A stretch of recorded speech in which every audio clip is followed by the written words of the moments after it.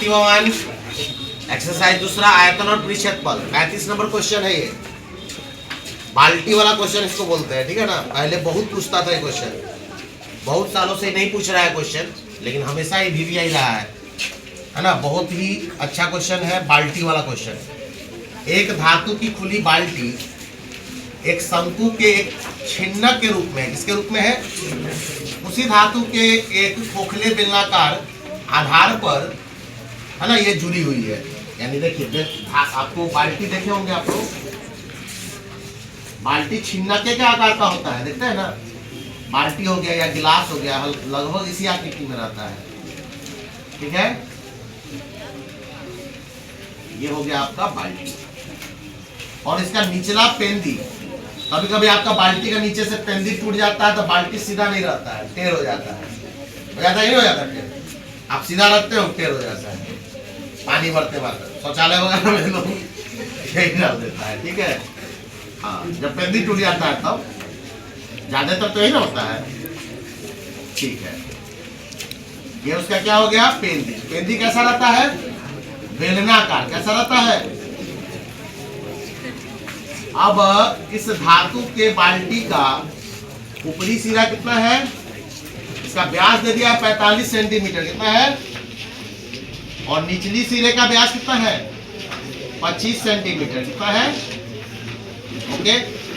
और कुल ऊंचाई बाल्टी का है 40 सेंटीमीटर, कहा है 45-25, बाल्टी के उदग्र कुल ऊंचाई 40 सेंटीमीटर है, जबकि नीचे जो बेलनाकार भाग है उसकी ऊंचाई 6 सेंटीमीटर है। कितनी है, 6 सेंटीमीटर नीचे से है ये। बाल्टी बनाने में लगे धातु के चदरे का क्षेत्रफल निकालिए, और इसमें पानी का आयतन, मतलब कितना पानी इसमें हटेगा, ठीक है। चलिए निकालते हैं। चूंकि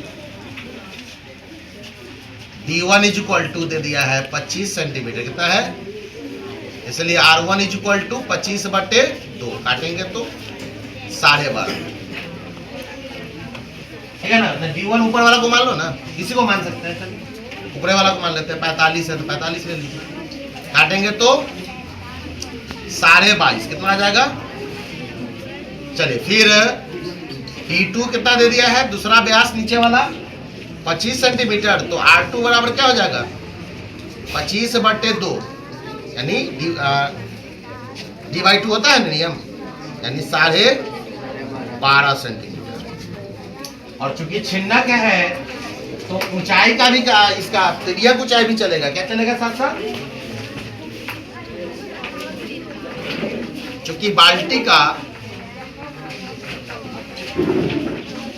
कुल ऊंचाई कितना दिया है, 40 सेंटीमीटर है, कितना है, तथा बेलनाकार भाग, बेलनाकार भाग की ऊंचाई है 6 सेंटीमीटर, इसलिए शेष ऊंचाई जिसमें बाल्टी में पानी हटेगा, या कह दीजिए छिन्नक की ऊंचाई, किसकी ऊंचाई की ऊंचाई हो जाएगा 40 - 6, घटा देंगे तो 34 सेंटीमीटर, कितना हो जाएगा। चलिए, इसलिए L = क्या होता है, L √, बोलिए, h² + R1 - R2 का होल स्क्वायर। H कितना है, 34 का स्क्वायर माइनस, या प्लस में हो जाएगा, R1 कितना है, 22.5 - 12.5 का, 34 का स्क्वायर, बोलिए 1156, और 22.5 में से 12.5 गया तो 10.5, 10, सीधे 10 बच जाएगा, तो जोड़ देंगे तो 1300, 1156 में 10 का स्क्वायर 100, जोड़ेंगे तो 1200, 1256 का वर्गमूल निकालिए, जल्दी कैलकुलेटर बोलो, चलो रेडी रखो। 35 कितना आया? 4 ओके। 3.44 सेंटीमीटर क्या आ गया? एल आ गया। अब लिखेंगे क्योंकि बाल्टी में प्रयुक्त चदरे का क्षेत्रफल बराबर क्या निकालना है? तो लिखेंगे बाल्टी में प्रयुक्त चदरे का क्षेत्रफल, तो छिन्नक का पृष्ठ क्षेत्रफल, छिन्नक का पृष्ठ क्षेत्रफल तो रहेगा ही रहेगा। और नीचे पेंदी में देखो, पेंदी में छेद रहता है कि पेंदी में भी चदरा रहता है?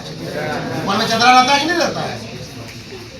तो आधार का क्षेत्रफल, निचली आधार का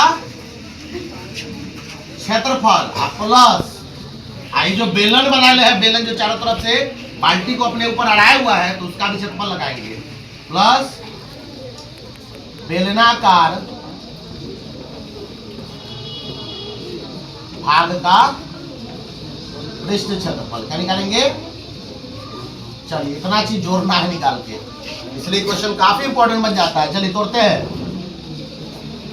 चलिए बताइए, छिन्नक का पृष्ठ क्षेत्रफल pi into R1 plus R2 into L plus, यहाँ देखिए ध्यान से, आधार का क्षेत्रफल यानी पाई R1 है कि पाई R2 है? नीचे R2 है ना, तो पाई R2 का स्क्वायर प्लस बेलनाकार भाग का पृष्ठ क्षेत्रफल क्या होता है? 2 पाई RH। चलिए तोड़िए, 22 बटा गुने R1 कितना है? 22.5, R2 है 12.5 इंटू L है हमारा 35 कितना है? 4 सेंटीमीटर प्लस 22/7 गुने R1 का मान, R2 है ना, तो 12.5 का स्क्वायर प्लस 2 गुने पाई का मान 22/7 गुने R का मान 12.5 इंटू H के जगह पे 6। चलिए कैलकुलेटर तैयार कीजिए जरा सा। 22/7 गुने 22.5 जोड़ेंगे तो 35 गुने 35.44 प्लस 22/7 गुने 12.5 का स्क्वायर 156.25, ठीक है। 22 दूनी 44, 44 गुने 6 और इसमें गुना करेंगे हम लोग 12.5 से, बोलिए तो हो जाएगा 25, 25 छक 150, 150 पैसे यहाँ 3300, हाँ 150 पैसे यहाँ 3300/7, ठीक है। अरे 25, 12.5 दूनी 25 हुआ, 25 छक 150, 150 से गुना करेंगे तो 15 दूनी 30 के जो हासिल 15 30 3300 चिकता हो, 7 पचे 35 काट दीजिए। अब गुना कीजिए, 22 पचे 110 में 35.44 से 3898.4 सेंटीमीटर स्क्वायर प्लस इसका कितना मान आएगा? पूरा करो कितना? 3437.7 सेंटीमीटर स्क्वायर और इधर ये गया हमारा 3300/7।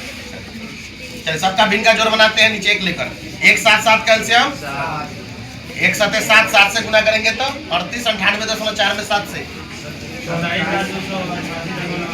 27,288.8 प्लस 7 कम 7 1 से गुना करेंगे तो 3437.5 सेंटीमीटर स्क्वायर आ जाएगा और यहाँ 7 कम 7 3300 कम 3300 सेंटीमीटर स्क्वायर। सबको जोड़ो,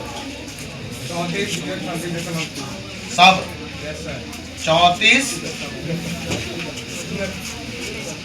34 कितना बोला? जोड़ के जल्दी बोलो ना जी, हम ही जोड़ ले। 34,026.3 सेंटीमीटर स्क्वायर बटे 7 से काटिए इसको।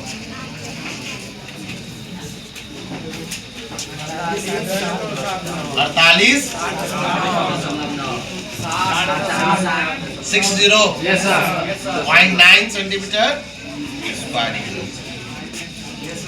तो ये आ गया आपका बाल्टी का पृष्ठ क्षेत्रफल। क्या आया? फिर पूछ रहा है इसमें कितना पानी अटेगा। कितना जबरदस्त क्वेश्चन है, समझ रहे हो? तो फिर पानी का आयतन, इसमें कितना पानी अटेगा? पानी का आयतन मतलब कथी? छिन्नक का आयतन। समझ में आ रहा है क्वेश्चन? अभी ना चिन्ह सिखाया है 1/3 पाई एच इंटू R1 का स्क्वायर प्लस R2 का स्क्वायर प्लस R1 गुने R2 तो 1/3 गुने पाई का मान 22/7 गुने h कितना लेंगे 40 नहीं बाबू 40 में पूरा नीचे पेंदी है ना पेंदी में 6 घट जाएगा ना ये पानी इतने दूर है 34 में पानी है तो यहाँ 34 सेंटीमीटर लेंगे इंटू R1 का मान 22.5 का स्क्वायर ठीक है और इधर हो जाएगा आपका R2 12.5 का प्लस 22.5 गुने 12.5 है ना और ब्रैकेट ऑफ चलिए तो ये 1/3 गुने 22 बटा गुना करो 22 में 34 से कैलकुलेटर बंद नहीं करो परीक्षा में ऐसे कैलकुलेटर नहीं ले जाना वहां तो करना होगा आपका रफ या वीडियो थोड़ा लंबा हो जाएगा इसलिए हम थोड़ा कैलकुलेटर का यूज कर रहे हैं 748 बटे आपका 7 है या 7 3 21 कर दीजिए ना गुना करने पर कितना आया था बोलो जल्दी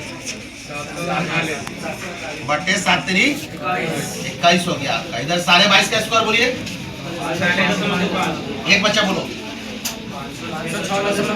506.25 12.5 का 156.25 और 12.5 में 22.5 से 81.25 चलो सबको अब जोड़ो फाइनली 748 बटे 21 गुने सबको जोड़ के बोलो 506.25 प्लस 156.25 प्लस 281.25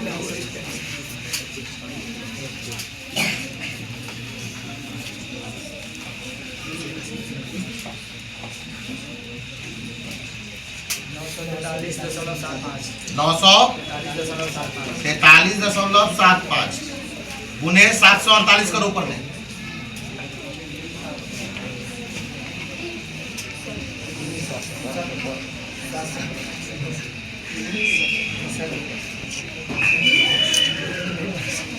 जल्दी लंबा हो रहा है वीडियो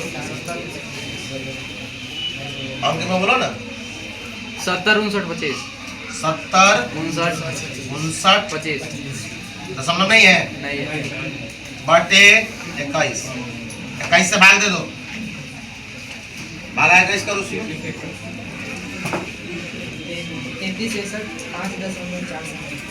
61 5 दशमलव 47 सेंटीमीटर क्यूब आ गया लीटर में आंसर है क्या देखो 1000 सेंटीमीटर क्यूब बराबर 1 लीटर इसी को लीटर में चेंज करेंगे तो 33 61 5.47 बटे 1000 से भाग दे दो लीटर में आ गया तो लीटर से भाग देंगे तो क्या हो जाएगा 33.615 लीटर आंसर 33.615 है लीटर